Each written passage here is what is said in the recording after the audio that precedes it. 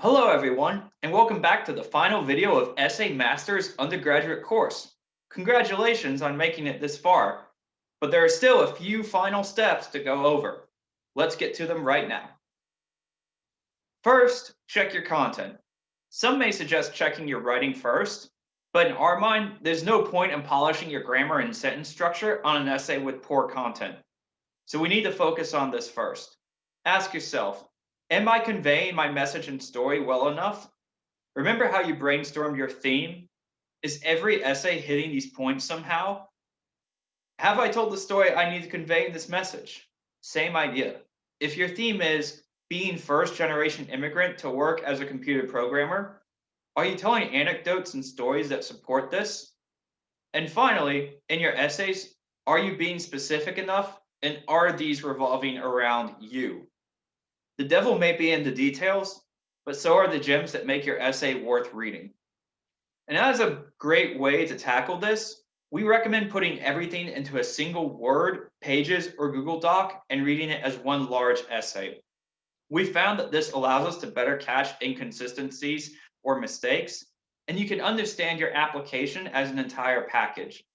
After all, this will be likely how schools will read your essays, as one single package rather than as separate files downloaded here and there.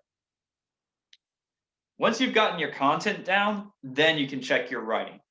We get asked a lot, can I use programs like Grammarly and Pro Writing Aid to check my work? The short answer is not for everything.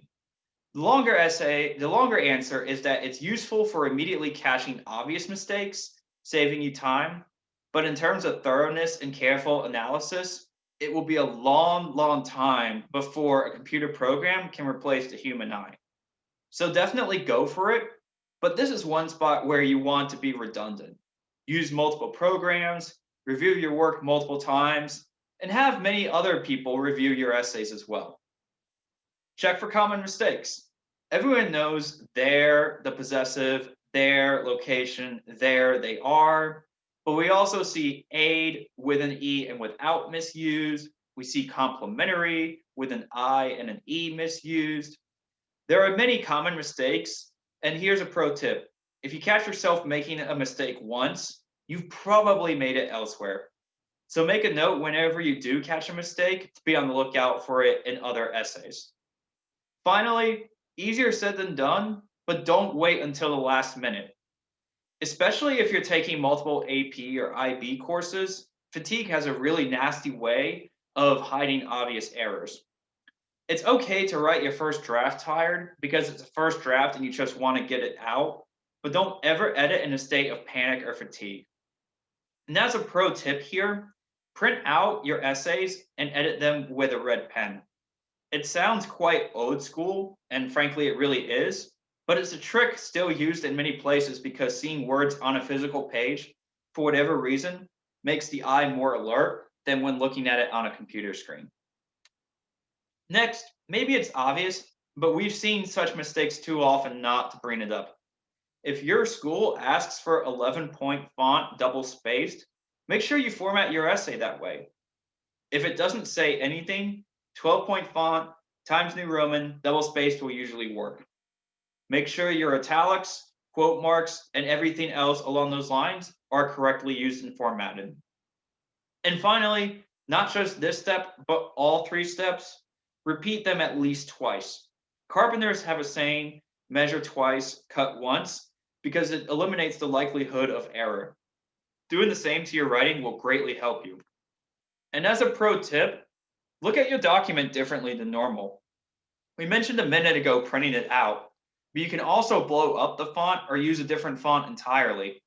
Anything that gets you looking at your essay from quite literally a new perspective will help you spot mistakes. For example, we like to take 12-point font and make it 18. Or maybe we'll make Times New Roman into Arial. Anything you can do to give you a new vantage point will help you greatly. And when it's all said and done, well, ideally, you shouldn't really be done. And that's because you're best served handing this off to someone else for an objective opinion. Note that that is usually not family and friends. Your parents are probably going to say they love your essays no matter what. Your friends, though well-intentioned, are probably as uncertain as you are if your essay is good enough for your dream school. But a writer, an English teacher, even an older sibling already in college, they all probably have an eye for aspects about what we've talked about and how your essay can be improved.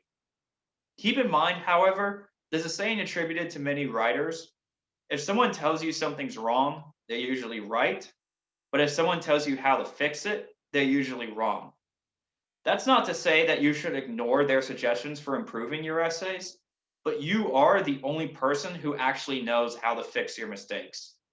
Your friends, your English teachers, your siblings can spot mistakes, but you can spot the fix. And finally, as mentioned before, be redundant. Ask for help from multiple people. When it comes to creation, you should be the only chef in the kitchen, but when it comes to reviews, there should be many critics in the dining room. And if you're still not satisfied, reach out to us for help. At EssayMaster, we're happy to provide consulting and input into whatever you need help with. Go look at our website, essaymaster.com, for further details.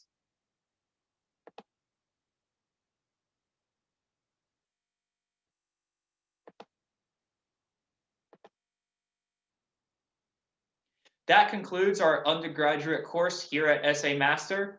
Thank you for being here and for listening to our advice on your personal statement, your why school and why major essays, and all the other essays you may have. Again, my name is Stephen. Thank you for joining, and good luck with your essays.